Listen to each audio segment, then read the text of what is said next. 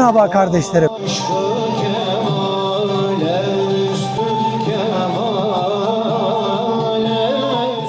मैं हूं आपका तुर्क दोस्त अहमद हाकान। आज हम अलहमरा में आया तुर्की सूफी नाइट के देखने के लिए। अभी हमारा तुर्किश एम्बेसडर के साथ बात हो जाएगा, तुर्किश लोगों के साथ बात हो जाएगा, उसका फीलिंग कैसा है। अभी पहला हम अंदर जाएंगे सूफी नाइट देखने के लिए। चले।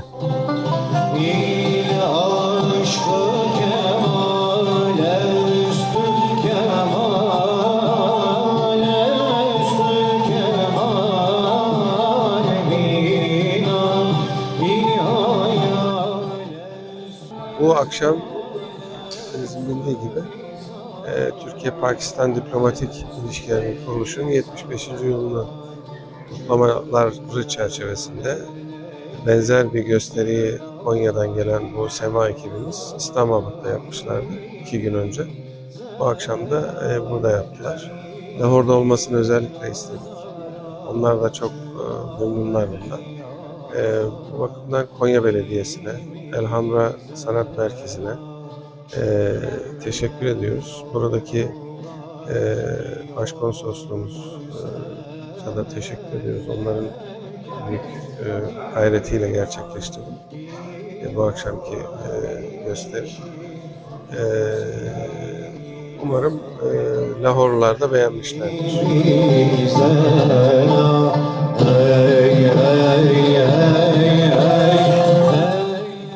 इस वक्त मेरे पास चाइनीज कंसोलेट है, वो भी आज रात आ गया सूफी नाइट में ज्वाइन किया। अब उससे पूछेंगे उसका फीलिंग क्या है।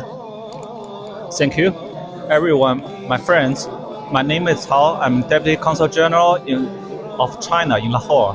Tonight, we enjoy the famous Sema dance of Turkey. It's so nice. It's a very excellent experience for me. And I think everyone in the world should have the opportunity to see the very beautiful dance.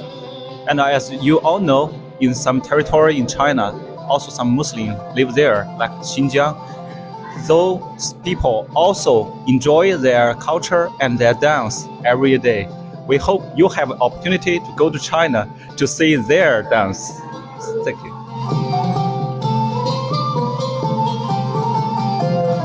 नाज़रीन, इस वक्त मेरे पास एक Turkish lady है, उनका उर्दू मुझसे भी ज़्यादा अच्छा है। अब उससे पूछेंगे आज सूफी नाइट कैसा हुआ और उसका फीलिंग कैसा है। हाँ जी, मुझे बहुत अच्छा लगा।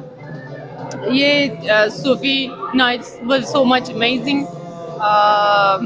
पाकिस्तान में ज़्यादा होना चाहिए, अगर ज़्यादा होगा तो हम खुश होंगे।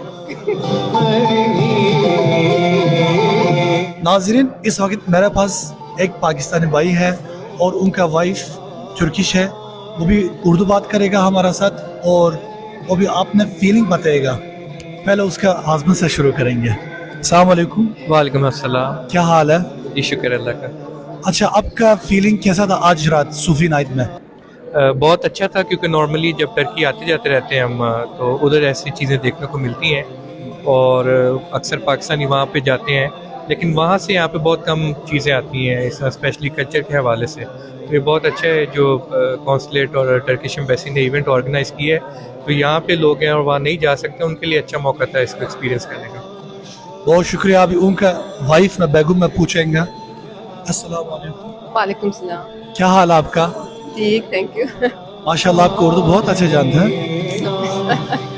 अब मुझे बताएंगे आपका फीलिंग कैसा है?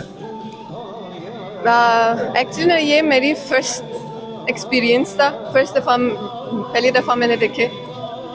बहुत पता नहीं, कुछ फीलिंग हो रही है।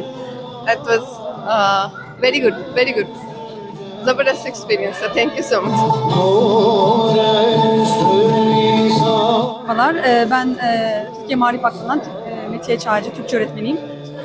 Buraya da Türkiye ve Pakistan'ın 75. diplomatik ilişkilerinin yıl dönümünü kutlamak için geldik. Konsolosluğumuz tarafından düzenlenen bu programa hepimiz geldik. Bu program öncelikle kendilerine çok teşekkür ediyorum. Çok güzel bir program oldu. Özellikle Konya'dan gelen ekiple Pakistanlılara Sufizmi anlatmış olduk. Sema'yı görmüş oldular. Bu deneyimle aramızdaki ilişkilerin ve sevgi bağının kuvvetleneceğini düşünüyorum. Teşekkür ederim.